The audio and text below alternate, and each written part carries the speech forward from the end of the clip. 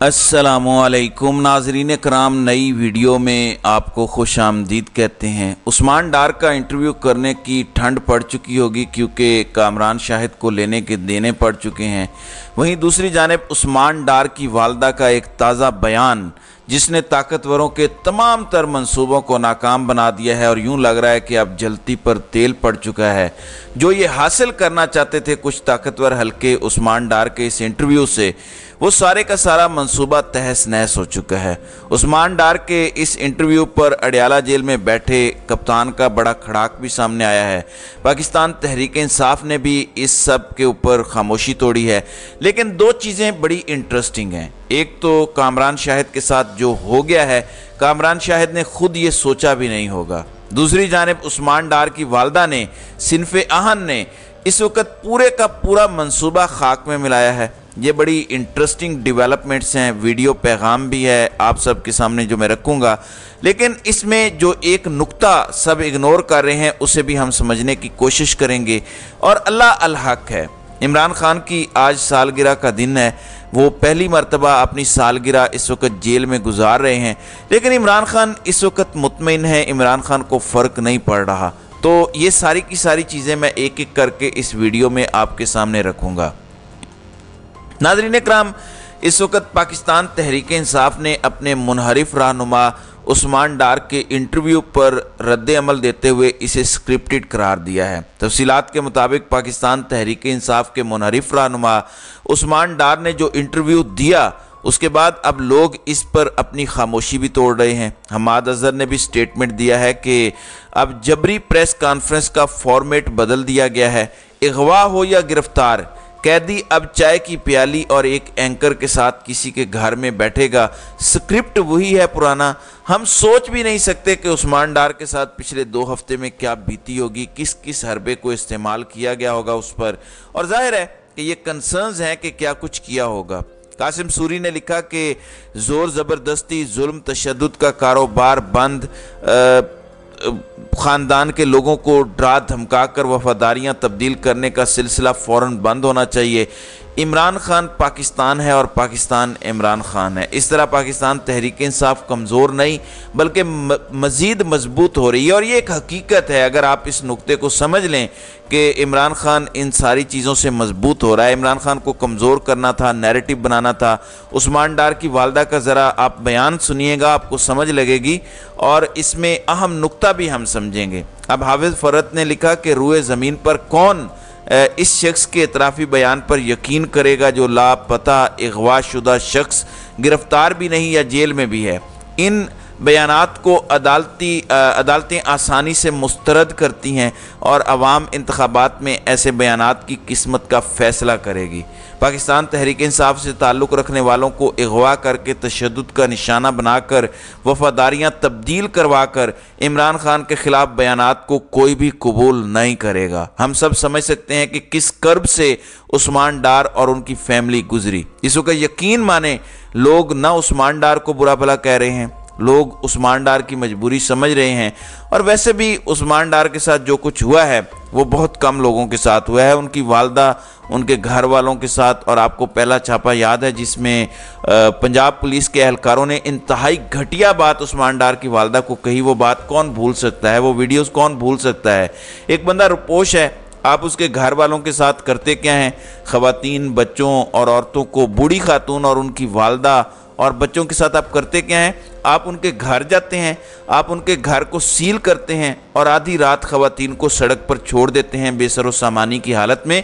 ये हमारे मुल्क के अंदर हो रहा है। ज़ाहिर है ये सारी चीज़ें हैं, लेकिन इस सब के बावजूद उस्मान डार डटे हुए थे। लेकिन जब से लापता हुए, सिंध हाई कोर्ट में उनका केस चल रहा था कि उस्मान डार के केस की FIR दर्ज कराई जाए, फ़ौरन दर्ज की जाए, क्योंकि वो सिंध से लापता हुए थे। FIR दर्ज नहीं हुई।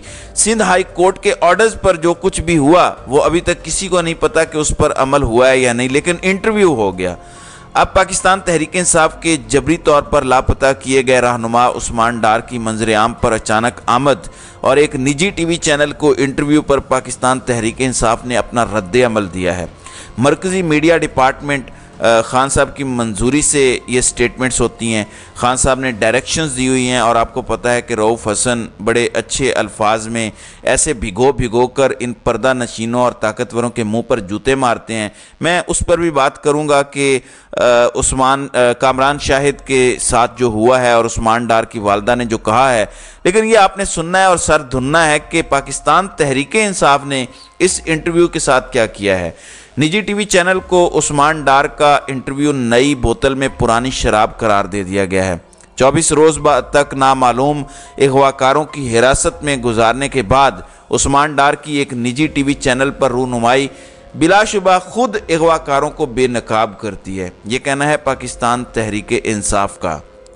उस्मान डार को 10 सितंबर को कराची से जबरी तौर पर लापता किया गया। उस्मान डार की जबरी गुमशुदगी पर उनकी वालिदा और भाई समेत अहल खाना के मुतअद्दिद बयानात और पैगामात रिकॉर्ड पर मौजूद हैं।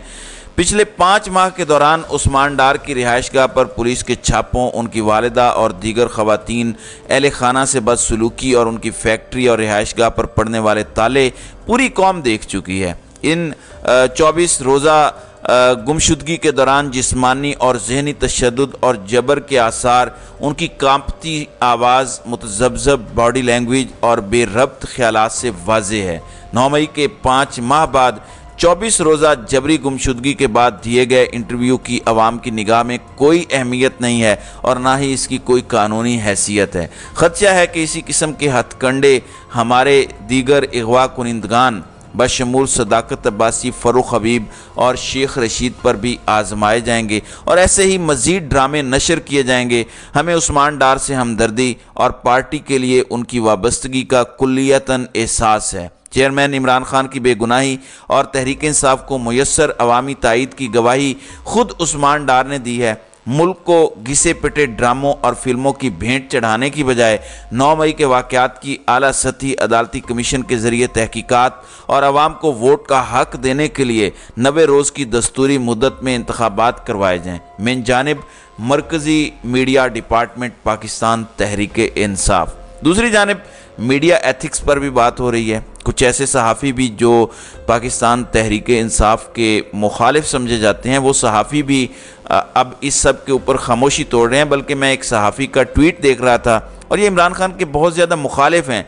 मतलब इनसे ज़्यादा एंटी इमरान जर्नलिस्ट शायद ही पाकिस्तान में हो, लेकिन वो भी ये बात करने पर मजबूर हो गए हैं कि senior journalist and journalist bodies should come forward and take a position that can a journalist or anchor give his or her platform for airing any abductee or prisoner under pressure, so called confession or revelation. Let's call out loud and clear. तो उन्होंने ये सवाल पूछा है कि इस वक्त तमाम सीनियर सहाफ़ियों को और तमाम सहाफ़ती तंजीमों को सामने आकर एक उसूली मौक़िफ़ वंस एंड फॉर ऑल एक चीज़ वाज़े कर देनी चाहिए कि क्या कोई सहाफ़ी, क्या कोई एंकर अपना प्लेटफॉर्म दे सकता है किसी अंडर ट्रायल शख्स को या किसी प्रिजनर को या फिर किसी अबडक्टी को जो अबडक्ट हो चुका हो, अगवा कुनिंदा हो, अगवा कुनिंदगान को क्या अपना प्लेटफॉर्म दिया जा सकता है और उनकी कन्फेशनल स्टेटमेंट्स और उनके इंकशाफात जो कि अंडर ड्यूरेस हों, जो कि अंडर प्रेशर हों, जो कि ज़ोर ज़बरदस्ती हर तरह का हरबा लगाकर उनसे लिए गए हों, क्या इस तरह के अवामिल इस वक्त करना जायज़ है कामरान शाहिद के लिए या नहीं। और इस पर सहाफ़ती अक़दार जो जर्नलिस्टिक प्रैक्टिसेस हैं, जर्नलिस्टिक नॉर्म्स हैं, कहीं पर भी वो इसकी इजाज़त नहीं देते। पाकिस्तान में खैर ये मसला है कि सहाफ़ती अक़दार हैं ही नहीं। यकीन माने जो जर्नलिज़म के एथिक्स और नॉर्म्स यूरोप और दीगर ममालिक में पाए जाते हैं वो पाकिस्तान में एग्जिस्ट ही नहीं करते। अब जो कामरान शाहिद ने किया है उस पर भी सवालात उठ रहे हैं और कामरान शाहिद क्या सहूलतकारी कर रहे थे।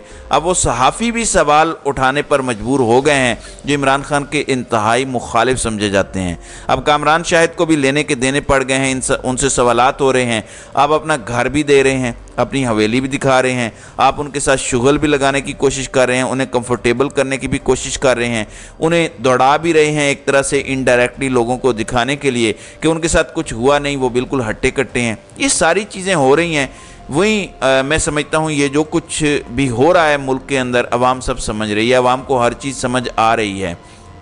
दूसरी जानिब उस्मान डार की वालदा वो इससे पहले भी स्टेटमेंट्स दे चुकी हैं। उनकी वालदा ने ख्वाजा आसिफ को बड़ा टफ़ टाइम देते हैं उस्मान डार सियालकोट से। ये भी कहा जाता है कि उस्मान डार पर जो खुसूसी अताब है जिसका वो निशाना बने रहे, डार फैमिली जो निशाना बनी रही, डार फैमिली का ये मानना है और उन्हें भी ये लगता है कि ख्वाजा आसिफ का एक ख़ास किस्म का इसके अंदर किरदार है और वो इस सब के अंदर अपना उल्लू भी सीधा कर रहे हैं, अपना सबसे बड़ा पॉलिटिकल राइवल ख़त्म करके। और यहाँ अब नून लीग के पास नून लीग अकेली रह गई है। वो वैसे तो जीत नहीं सकते, मतलब उन्हें मैदान में अकेला दौड़ाया जाए तो शायद वो फिर भी फिनिश लाइन पर ना पहुँच सकें, इतने बुरे हालात हैं। लेकिन वो चाहते हैं कि मैदान में कोई और दौड़े ही ना। अब यही मंसूबा था, एक तो कप्तान को सियालकोट से वाइप आउट करने के लिए कि वहाँ से कप्तान का कोई वोट बैंक ना हो। उस्मान डार ने सियासत भी छोड़ दी, पीटीआई भी छोड़ दी। वहीं दूसरी जानिब उस्मान डार की वालदा ने यह भी क्लियर कर दिया, बल्कि उस्मान डार की वालदा की ये स्टेटमेंट सुने फिर बात करते हैं। बिस्मिल्लाहिर्रहमानिर्रहीम। ख्वाजा साहब मेरी बात गौर से सुन लो, जो तुम चाहते थे वो तुमने उस्मान डार को गन पॉइंट पे रखकर अपने मकासद को पूरा किया है। सियासत उस्मान डार ने छोड़ी है, उसकी वालदा ने नहीं। अब तेरा मुकाबला मैं करूंगी सियासत में और मेरा चैलेंज है तुम्हें कि तुम मैदान में आओ और देखो कि तुम्हारे शेर का मैं क्या असर करती हूँ। तुमने जो तुम चाहते थे वो तूने तो कर दिया है। मेरा पहले भी वीडियो पैगाम था कि मैं इमरान खान के साथ डटी हुई हूं और डटी रहूंगी, सियासत मैंने नहीं छोड़ी।